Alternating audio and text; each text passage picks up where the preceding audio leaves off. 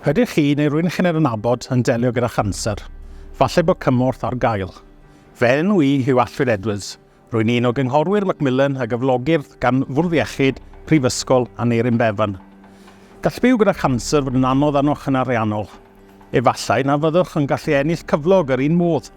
Byddwch yn gwario mwy ar gostau bob dydd fel gwresogi'ch tai a theithio. Mae'n anodd i gynllunio ymlaen llaw, ond rydym yma i helpu. Yn ystod y flwyddyn diwethaf, rydym wedi cefnogi dros 1,000 o gleifion chanser a'i theuluodd o fewn y Bwrdd Iechyd. Gallwn roi'r cefnogaeth a'r cyngor sydd ei hangen arno. Gallwn eich helpu drwy gyfrifo'r cymorth ariannol y gallech fod â hawl iddo a'ch helpu i gael mynediad iddo. Mae gennym ni wybodaeth arbenigol ar fudd-daliadau, credydau tre, grantiau a gallwn cynnig y cyngor diweddaraf i chi.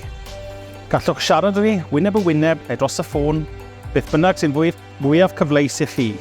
Rydym hefyd yn gweithio mewn partneriaeth a sefydliadau eraill megis cyngor am bopeth a'r awdurdodau lleol. Gallwch siarad â ni drwy'n ffonio. Pan fyddwch yn ffonio, gallwn drefnu apwyntiad i fynd drwy eich amgylchiadau unigol mwyn rhoi'r cyngor priodol sydd yn ei hangen arnoch. Efallai bydd angen cyngor arnoch am faterion nad ydyn yn gyfarwydd â hwy, megis ynni, morgeisi a phensiynau. Yn yr achosion hynny, byddwn yn eich chefnogi i gysylltu â'r cyngor priodol i chi. Nid oes unrhyw ymoliad byth y rhy fach.